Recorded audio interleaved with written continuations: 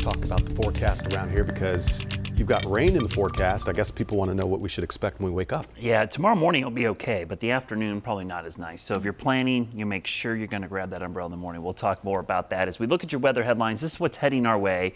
Tomorrow we've got rain. Now it's going to be cloudy and mild overnight, so you're going to wake up and think, it's not that bad. But as the day goes on, the rain chances will ramp up and it'll become heavier in the afternoon and evening, and then freeze potential late this weekend. So tomorrow, definitely a day you want to grab the umbrella in the morning. You're going to need it by the afternoon, maybe as soon as lunchtime. So grab it early on, keep it in the car, maybe take it in and work with you as well. High chance between 4 and 10 p.m., but drying out by Saturday morning. As we look at the forecast tomorrow, you see the morning hours, we start relatively dry, near 50.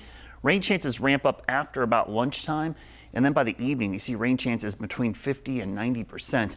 So by tomorrow evening, it'll be widespread, and it's all going to be coming from this system, which is just off to the west.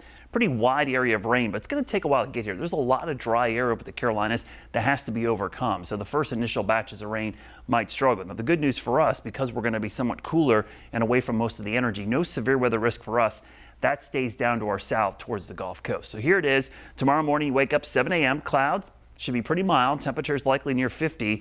The rain will arrive afternoon, scattered first, but becomes heavier by evening. So the evening rush, if you can get out of work early tomorrow, that's not often I say this, might be a good idea because by evening we're going to have the heaviest rain. And rain and rush hour never goes hand in hand around here too well. It's a good time to kind of get out of work early if you can. That northwest wind will continue to push in by the weekend, eventually drying us out. Now, as we look at the hour by hour, you see the rain chances kind of scattered for the middle of the day, but it becomes heavy around 4, 5, 6 o'clock. So think about the heart of rush hour here. By 11 o'clock, by this time tomorrow, it could be completely out of here, pushing off to the east and kind of getting out of here as we start to see the clearing and cooler conditions for the weekend. So pretty chilly start to the weekend. And we will see a couple potential frost and freeze nights, Sunday morning being the first, but Monday and Tuesday morning likely the best candidates, or the worst candidates in this case, for the possibility of a hard freeze. The dip in the jet stream this weekend cools us off, but signs of spring returning, big ridge developing over the southeast. That's more typical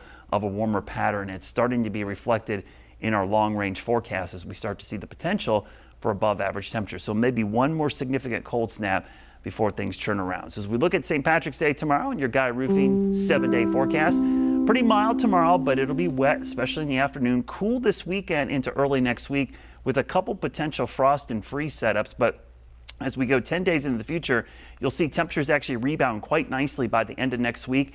They'll shoot up into the 70s and likely stay there for a couple of days as we look ahead to a warm weekend next weekend. We'll be right back.